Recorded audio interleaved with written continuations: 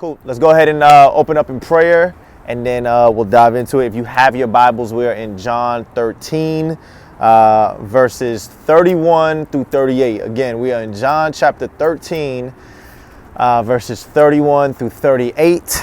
I believe we're finishing up 13 today, so we'll recap what we've been talking about, and then we'll head into this. So, Heavenly Father, we thank you so much for today. We thank you for this opportunity for us to gather and open up your Bible, your 66-book love letter that you've written to us, oh God. You're communicating something about yourself. You're communicating something that we need to know, that we need to go ahead and hold on to, because as we better understand who you are, we better understand who we are. So I pray for every single person under my voice. I pray that you do something mighty here, God. Will you please open the eyes of our hearts? Holy Spirit, would you please just illuminate our minds, help us to be free and speaking to one another, open up to one another, and that you get the glory. So we love you, we thank you, we pray for Tampa. Amen. All right, ladies and gentlemen, so if you guys remember, last week you guys did a first fruits one, right? Yes. One with Jonah. Got you. So the week before, if you guys recall, if you were present with me while I was in chapter 13, remember they were having a dinner, right? They were having a supper. What do we call that supper? It was the Last Supper, right? Because it's literally the last meal that Jesus is about to have. And so he's with his disciples, right? He's with all 12 of his disciples. And does anybody remember what the conversation was like in that table when we were talking about it? They were gossiping. They were trying to figure out who was going to be the one to betray Jesus. Okay, they were trying to figure out who's going to betray. That's because Jesus had already made mention, right? He had already made mention, listen, one of the 12, one of you guys are going to betray me. So when he says that, obviously everyone's going to start looking at each other like, which one of you guys, you know what I'm saying? Like, Jesus has been taking care. We've literally left everything to follow this man. And one of you guys are going to do it. So they start talking amongst each other. John, the disciple, the beloved disciple, he's the closest to Jesus. And so Peter's like, hey, John, go ahead and ask Jesus, who is he talking about? And what was the signal that Jesus said? Jesus said, you know what? When I do this, this is how you'll know who is going to betray me. Dip the bread. Yeah. Whoever I dip this like little crack of this bread into, yup. And that's who it is. So obviously he must have done it, and it still wasn't really noticeable. But then obviously who's the person that's going to betray Jesus? Judas. And then Judas ends up talking to Jesus. But what does the scripture say? Is it really Judas who's speaking at this moment? Devil. Right? It's Satan. Satan enters Judas, and he has a conversation, or Jesus sees him. And what does Jesus say to Judas? To go and do what he's got to do. Got you. Go and do what you gotta do. Do it quickly. Whatever you're going to do it quickly. Now, the disciples heard it. What did they assume that the conversation was about? Like he was going to go buy food or something. Yeah, because remember, he was like the treasurer. So it wasn't odd that Judas ended up leaving early. Everybody everybody around the table, they were looking at it like, oh, this makes sense. Like, if one of us would have just left after somebody said, hey, one of you guys are going to betray, we all would have been like, this man's guilty. Didn't he tell somebody? Who? Like, whoever takes his bread. He did. He told them. Yeah. But just from us reading the text, it wasn't necessarily clear to all of them. So either all of them end up getting it. Who was it? John? Yep, he ended up telling John, yeah. So Judas ends up getting up, but everybody just assumes that he's going to go ahead and just feed the poor, or he's doing something noble. So he ends up leaving. And then this is the scene that he has, okay? So now we're about to go ahead and start this off. I want us to follow along because Jesus is about to say some crucial things, and we need to see what's going on. So we're in verse 31 through 38. In fact, if somebody wants to go ahead and read that for me, that'd be great. When he had gone out, Jesus said, now is the Son of Man glorified, and God is glorified in him. If God is glorified in him, God will also glorify him in himself, and glorify him at once. Little children, yet a little while I am with you. You will seek me, and just as I said to the Jews, so now I also say to you, where I am going, you cannot come. A new covenant I give to you, that you love one another just as I have loved you. Also are to love one another. By this, all people will know that you are my disciples, if you have love for one another. Up to 38. Yeah. Simon Peter said to him, Lord, where are you going? Jesus answered him, Where I am going, you cannot follow me, but you will follow afterward. Peter said to him, Lord, why can I not follow you now? I will lay down my life for you. Jesus answered, Will you lay down your life for me? Truly, truly, I say to you, the rooster will not crow till you have denied me 3 times. Got you. Okay, so Jesus starts having another conversation. Remember, they're still around the same vicinity, and he's about to start talking about like, hey, I'm going to leave, guys. I'm not going to be here.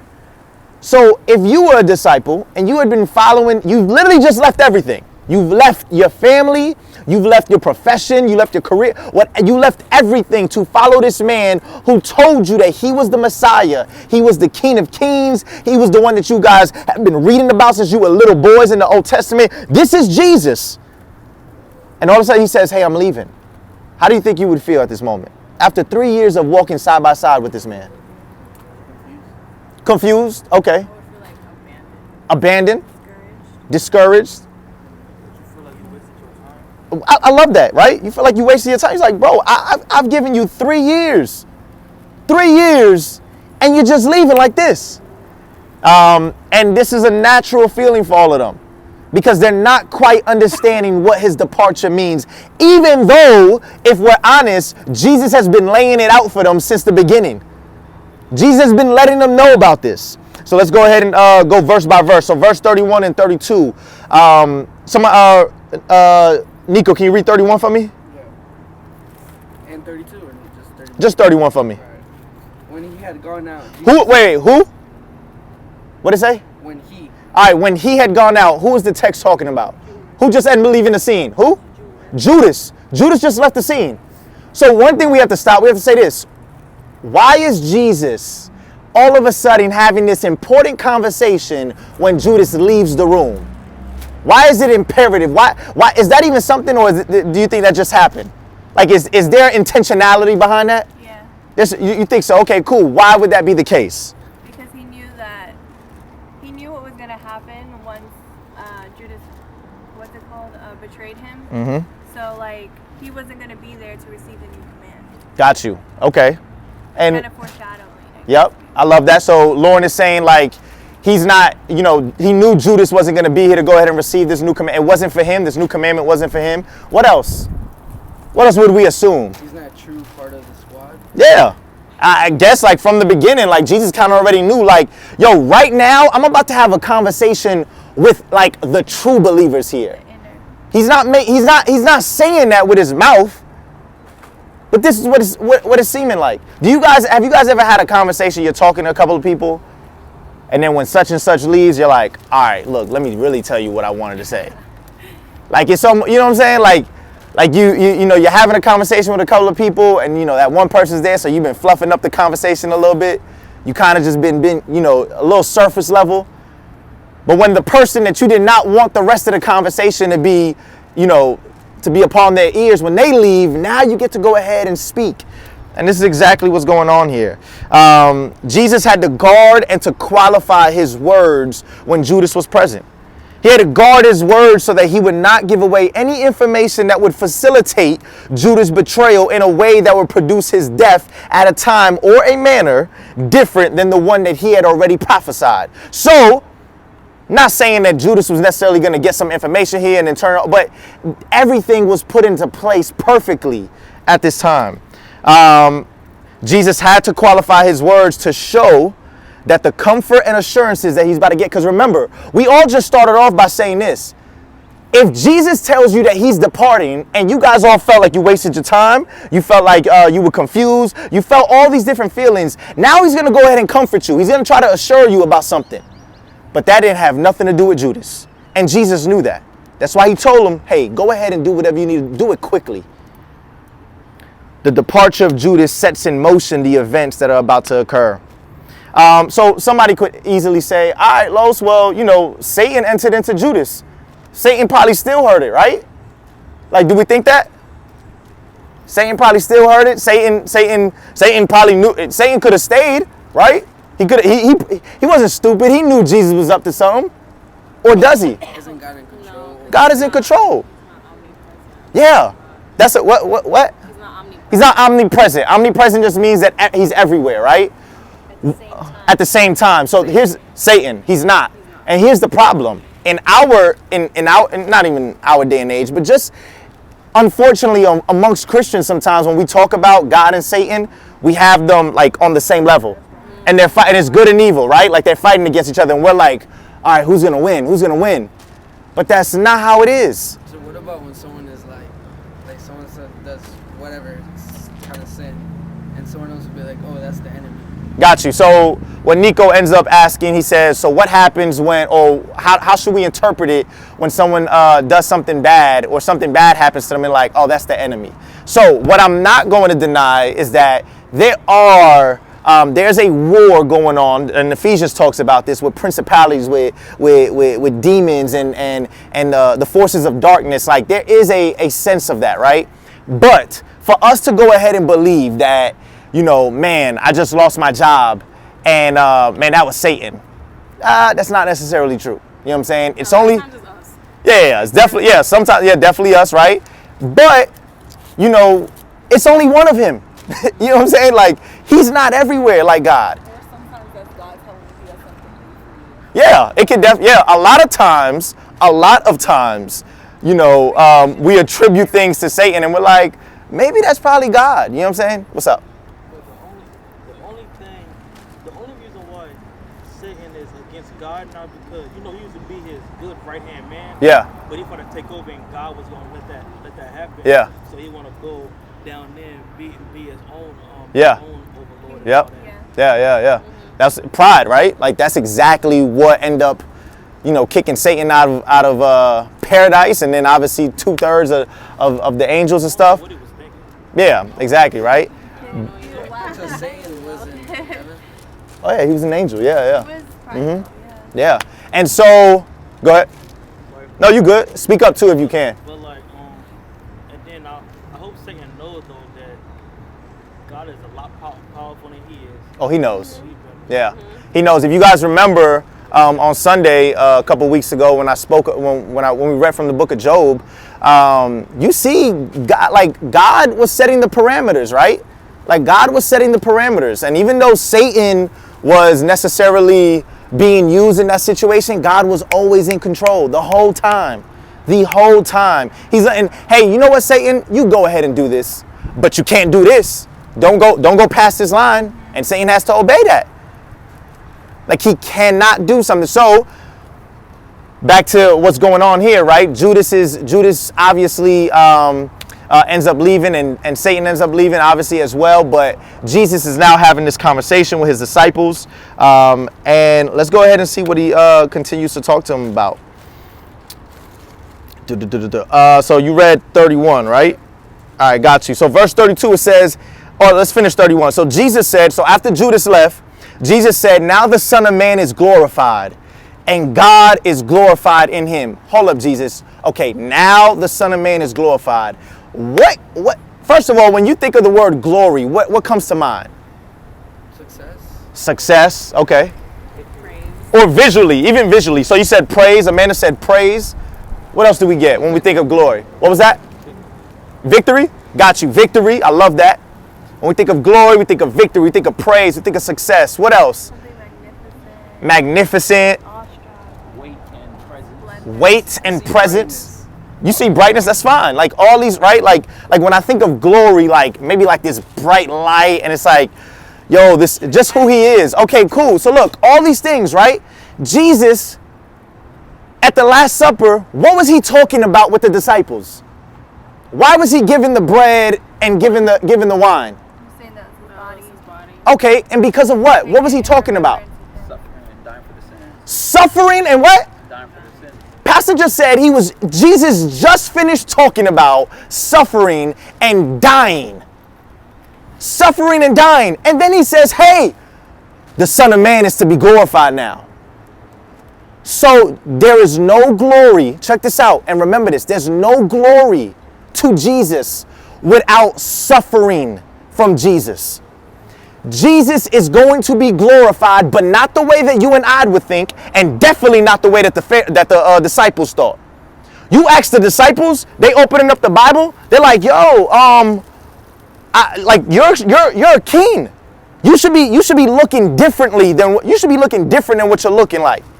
Like I didn't envision you to come down here. I didn't envision you to go through this. And this is what the prophets were constantly struggling with. When you open up the Old Testament, they got pictures. They read about this king, this powerful king who's going to defeat their enemies. But then in another text, they'll start reading about, wait, this dude is going to be suffering. He's a suffering servant. And he's going to be whipped. And he's going to be bleeding. He's going to get like what? Like that doesn't make sense. That doesn't sound like victory to me, right? So obviously when we see this verse, understand when Jesus says, now the Son of Man is glorified and God is glorified in him, he is talking about, hey, when my sufferings and my death is upon us now Jesus is going to be, it wasn't the way that you guys were trying to do it. After I fed you bread and you try to make me king, that's not how I was supposed to be glorified. After I turned water to wine, that's not how I was supposed to be glorified. After I did these signs for you, that's not, you guys wanted to make me king then. That's not what it is. You know what? You know how I'm going to be glorified? You know how the Son of Man is going to be lifted up? On a cross. And I know you guys didn't see that coming.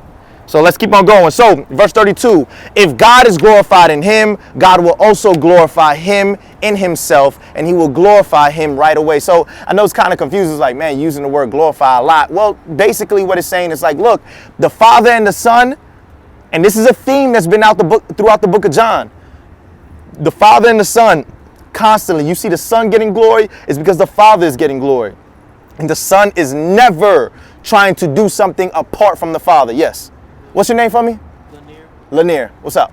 The only thing that really bothers me though is how Jesus died on the cross for us, but to this day most people don't appreciate what he did.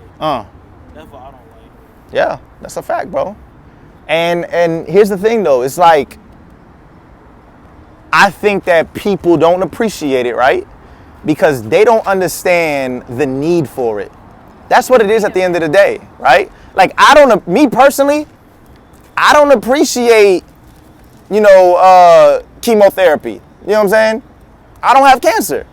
I don't appreciate, different medicines. I don't appreciate the new Tesla. You know what I'm saying? I don't need it.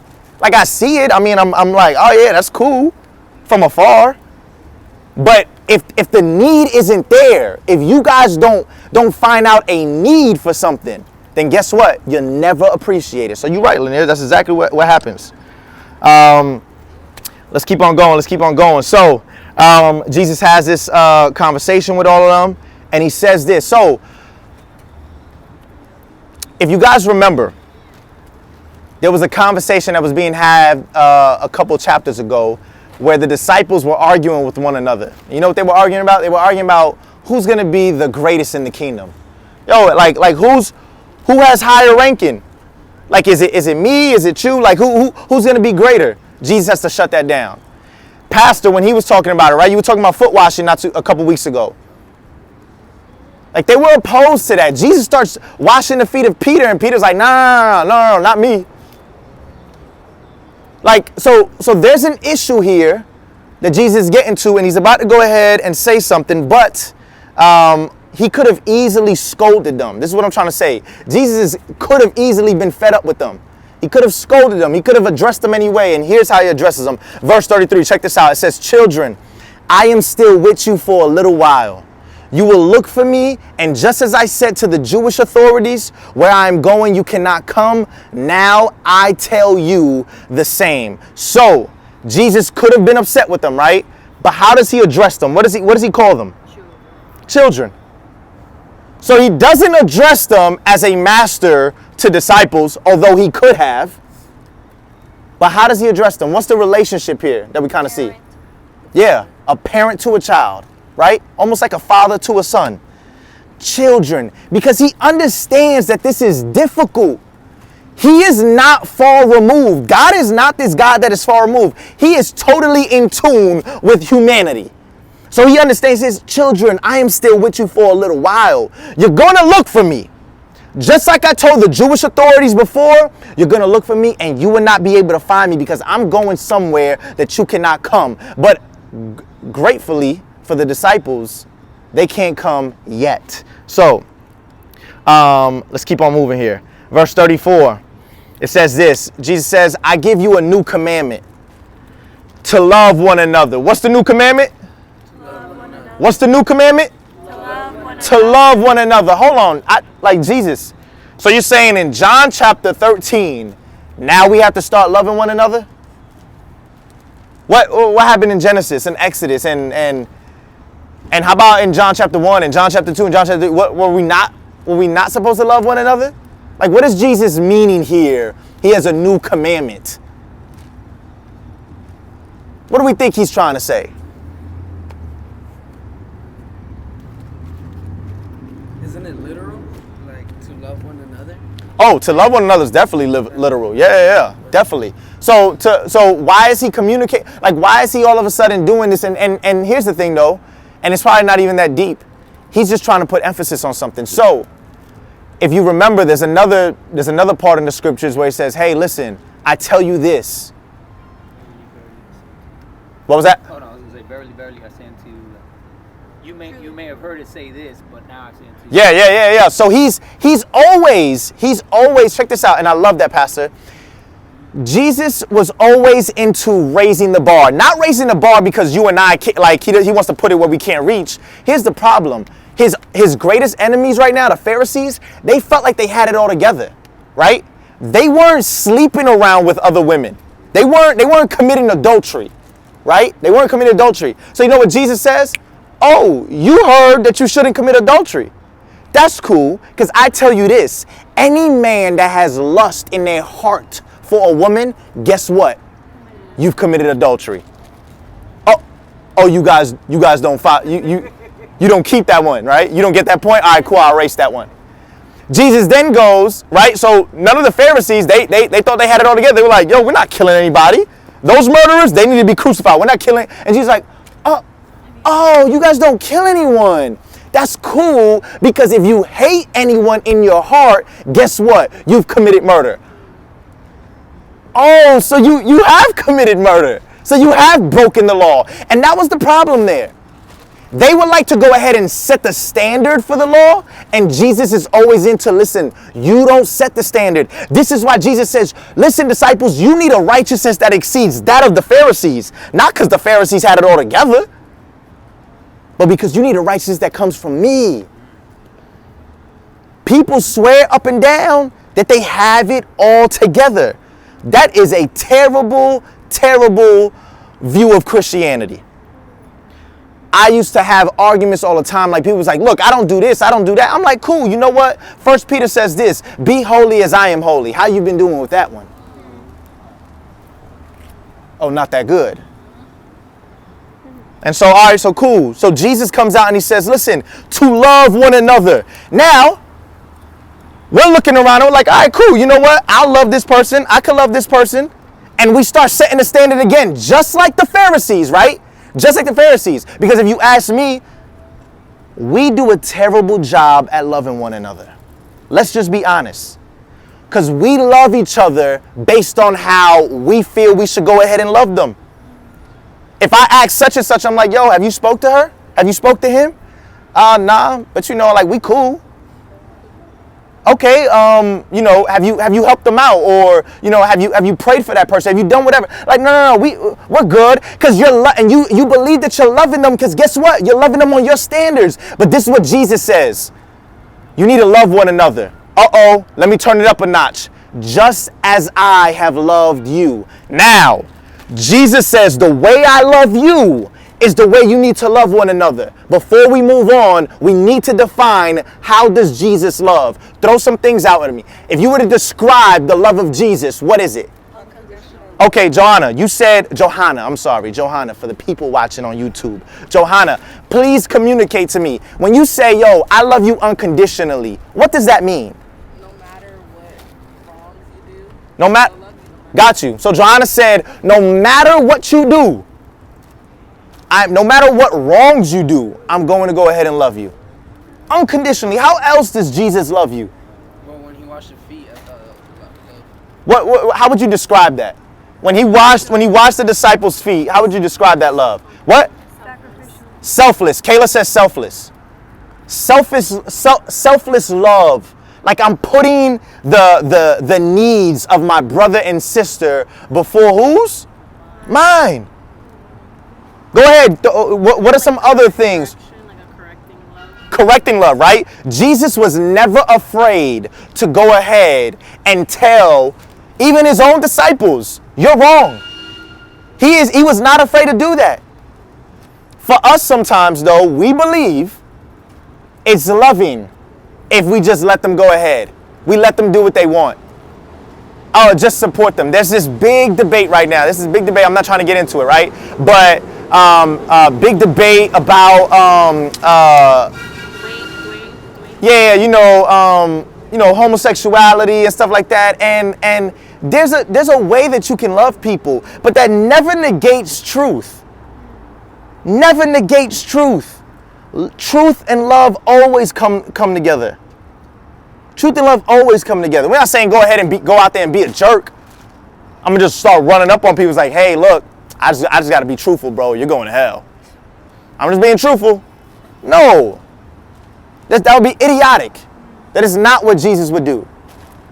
On the flip side, though, you're not just gonna go ahead and learn that your best friend's on crack, and you're just gonna go and keep supporting them, keep giving them thumbs up, liking their pictures, when they're just on the floor and stuff like that. No, that's not love either. You don't really love them. And so, okay, so cool, we got that. So we said selfless, we said correcting, we said unconditional. Sacrificial. We said sacrificial.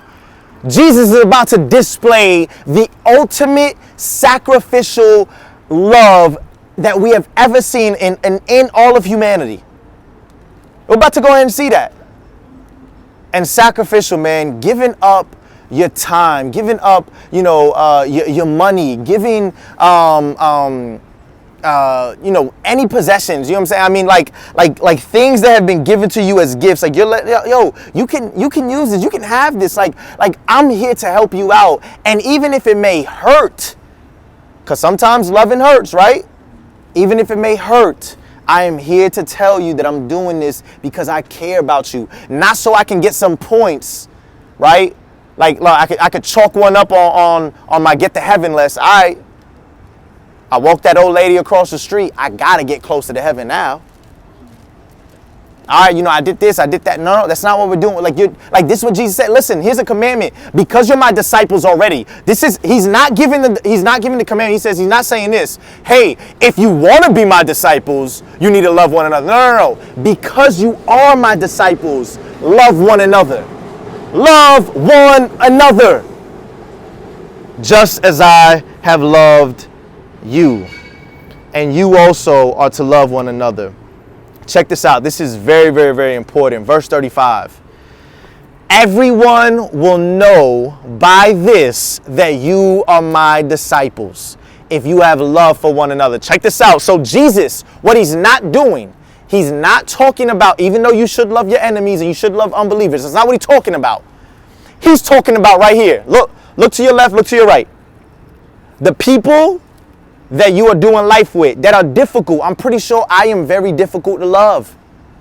Trust me, you guys are very difficult to love too. And this is what we're called to do though. And this is what he says though. He could have, check this out, Jesus could have laid down any mark of Christianity. He could have said, you want to know how the world is going to know if you're truly my disciples? By the way you dress on Sundays. You want to know how you're truly my disciples? By how much you know, like how many verses you got memorized in the Bible. That's really how they'll know. Oh, you want to know, like what's your church attendance like? Right? Like think about it. Like what would be a mark of Christianity? Like this is how. Let's and maybe that's like we kind of hear that, we're kind of like, yo, that's stupid, Los. Obviously he wouldn't say that. All right, cool. What if Jesus would have said, you want to know how the world will truly know that you're my disciples? if you don't have premarital sex? What if he would have said that? That's how you know. Like, we would have been like, all right, I mean, I guess. You know what? If you don't do drugs, if you don't hate each other, if like he could have named a couple of things. If you're not prideful, if you're not, he could have put another standard. But he says the way that the world is going to know that you are truly my disciples, the way they're going to go ahead and see and say, oh, the truly followers of Jesus, is how you love one another. Talk to me real quick. Why do you guys believe that he used love as the mark for the world to see and say, yup, they're truly followers of Jesus? I think one thing is love is a verb. You know what I mean? Like, there's action. You have to do love. You know what I mean? Whereas some of the other things you were mentioning, like don't do this or don't do that, I can't see if he's not doing this. Yeah. You know what I'm saying? But love, when he loves me, I'm gonna see it. I'm Yeah. gonna feel it. It's something tangible. It's undeniable. Even people who are outside of the community of faith of the church are going to be able to see that. In fact, the early believers, that's what they were known for. That was something that set them apart and distinguished them, right? Like, there's historical writing where they documented, you know, the first century believers would love not only those of their own church, but of their enemies. You know, like the poor within the Roman community. They would love on them like anybody. Yeah. It didn't matter. And so that made people scratch their head and was like, there's something different. That's so true. You know, you can distinguish something different there. That's good, yeah. And the early church, so I believe there's a guy named Tertullian. He was kind of like at the 2nd century. He literally writes that there were people, check this out, this is what they used to say. They were like, look at those people. They love one another almost before they know one another. He says it was written down about the Christians at the time. They love one another almost before they even know one another. How is that possible? Oh, here it is. There is a prerequisite to me loving you. Jesus. That's the only prerequisite. You love Jesus? I love Jesus? That right there is going to go ahead and define our relationship. I should sacrifice for you. I should be selfless with you. I should love you unconditionally. I should bear with you. Nothing speaks louder than that. I don't care how many verses you go ahead and you know in Greek. That does not, we spoke about this not too long ago on Sunday, right? When we was talking about 1 Corinthians 13, we was talking about love. Hey, Paul says, I can do a lot of things. If I speak in tongues, if I prophesy, if I do all those things. But you know what, like, none of those things would matter if I did not love. That's what's important. However, how do people usually define Christians? Especially in today, like what do they see Christians doing? Debating over politics. But I mean, obviously debating I wouldn't say that the word debating is just wrong, but in a way that's just like unfruitful. Debating over theology sometimes and getting angry at one another. Judging, right? Judging one another incorrectly or hypocritically judging one another, right? Yeah. Yeah, well, I'm glad you said that, because it's so many people nowadays that want to judge you. Like, that's only God's job to do that, not yours. Yeah. That's God's job to do that. He can only judge, not nobody else. Yeah. So I definitely agree, right? Like God definitely does that. I want to be biblically correct here. So like, obviously you see that everywhere, right? People even get the tattoo, yo, only God could judge me. First of all, that's the last person you want to judge you, right? Like, if we're being honest. But, so here's the thing. The Bible, when it does say do not judge, it's not stopping there. Because Jesus starts going ahead and he starts judging. And think about it. If I judge you in a positive way, you're all like smile at me, right? If I say, hey, look at you, you're cute. I just judged you in a positive way. You were fine with that. Here's the problem. Judging is not wrong. Judging hypocritically is wrong. Also, he says, Jesus lets you know, like, if you're going to judge, just start here first. Start here. That's why he says, yo, How are you going to go ahead and talk about the speck in your sister's eye when you have a log coming out of yours? You got a freaking Christmas tree in your pupil and you're over here talking. You know what I'm saying? It's like, yo, how are you going to go and address me and you're not even addressing this? That's the whole point. He says, look, it's okay to judge. Just make sure you start here. If you ever point the finger, make sure it's pointing at you first. Then you're going to do that. But so, okay, so look. So we said that, right? Like, unfortunately, that's how people today kind of just view Christians. Yo, they don't really love each other like that. They often accuse us of bickering among one another, hardness, indulging in petty criticisms of one another, backbiting, intolerance, gossiping, right? Or like, you know, outcast, like there's so, like, for some reason, like, there's so many cliques. You go into certain churches sometimes, right? It's like, yo, we hang out with these people and we hang out with those. I'm glad our church isn't even, like, we're just a clique. That's how small we are. Like, we're not even big enough to have, you know, multiple cliques. That'd be a church split if we ever did. Like, it's just, like, that's just what it is. But, like, once, like, as we continue to grow, that would be a problem, right? And so every day that you wake up, you have to fight for that. You literally have to fight to go ahead and love one another because, like Pastor Marshall said, this is not a passive thing. He could have gave you a passive thing. Don't do this. All right, cool, I'm not doing it. But when Pastor just said, hey, love one another, you have to actively put one foot in the other and one foot in front of the other and do this. So let's go ahead and continue this and we'll start about to finish it up. Verse 35. So we said that. I'm sorry. Verse 36, 37, and 38. So Jesus just talks about love, and this is what Peter says, right? It's almost like he didn't even hear the conversation. He says, Lord, where are you going? Jesus replied, where I am going, you cannot follow me now, but you will follow me later, right? He gives them at least good news. Remember, to the Jewish authorities, to the Pharisees, he told them, look, where I'm going, you guys can't come. To Peter, he's at least saying, look, you can't follow me now, but later you will be there, Peter. Don't worry about that. Verse 37, Peter said to him, Lord, why can't I follow you now? I will lay down my life for you. So Peter's mind is thinking, oh, wherever you're going is going to be dangerous. That's probably why you don't want me to go. Well, guess what, Jesus? No matter what you go through, I'm going to be right there. I'm going to lay my life down for you. Jesus answered, will you lay your life down for me?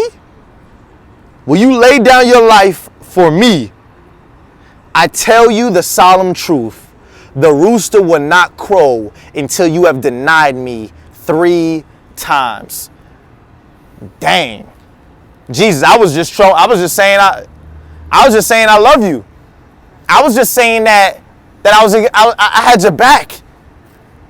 And all you got to say to me is that I'm going to deny you 3 times?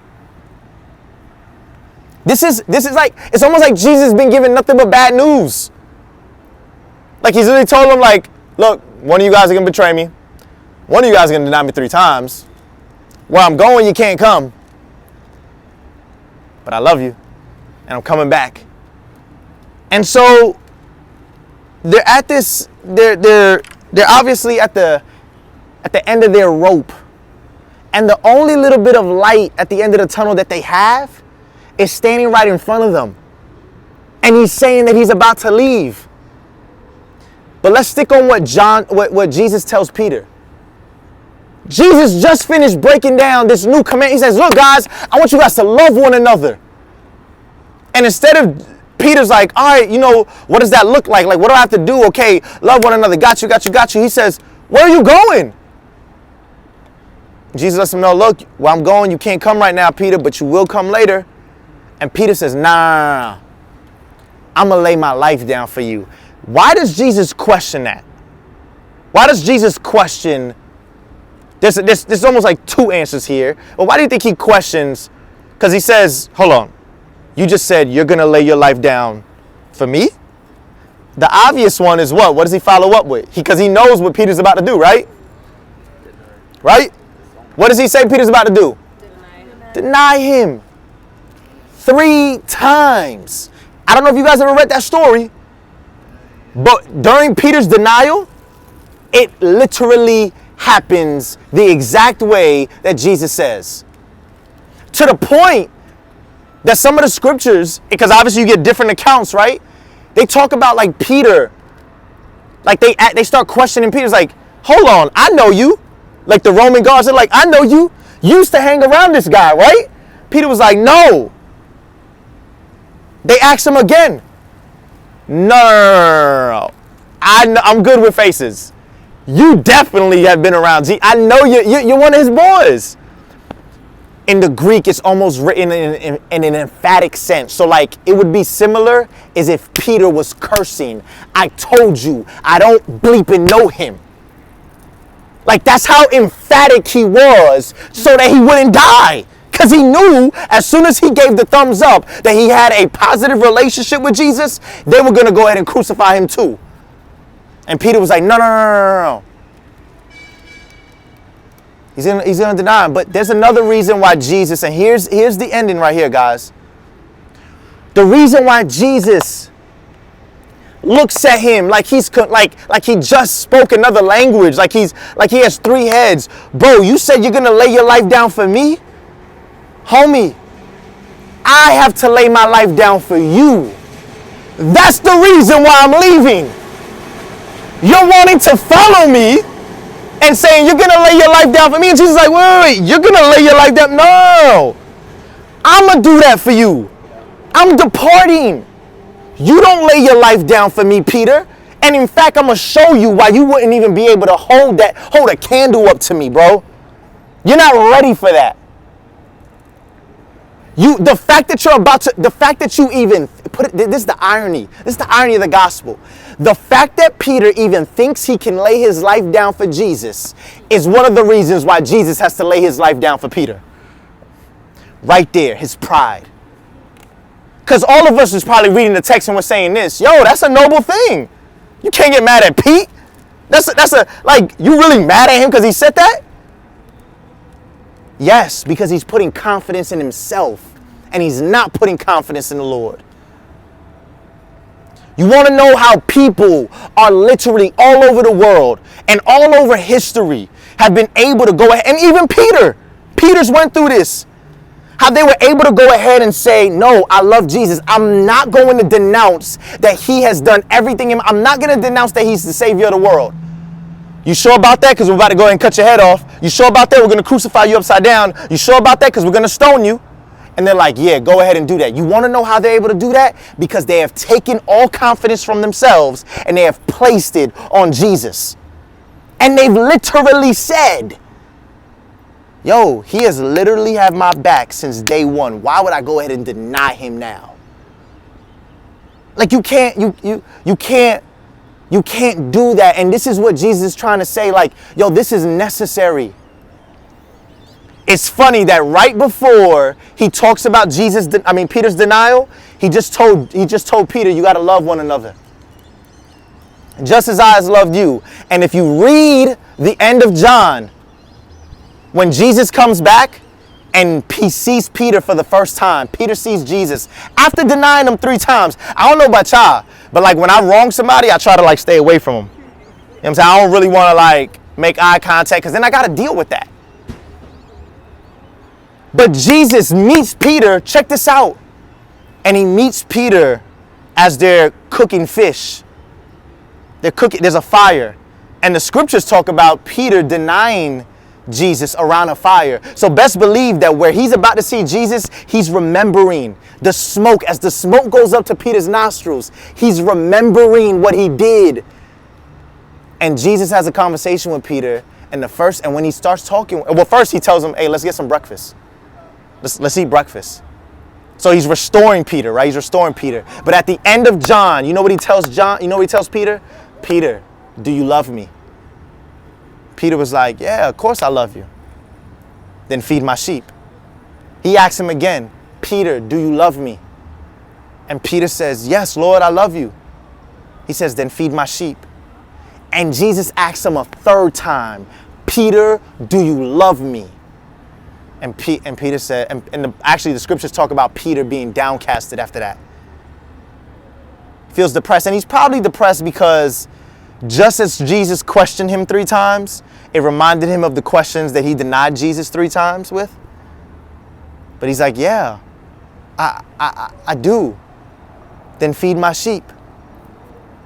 And he's able to go ahead, and Peter is going to go ahead and lead this revolution that the world has never been able to see. What started with 12 men, Jesus led it, but Peter's one of the leading disciples, and he's about to go ahead and do some great things.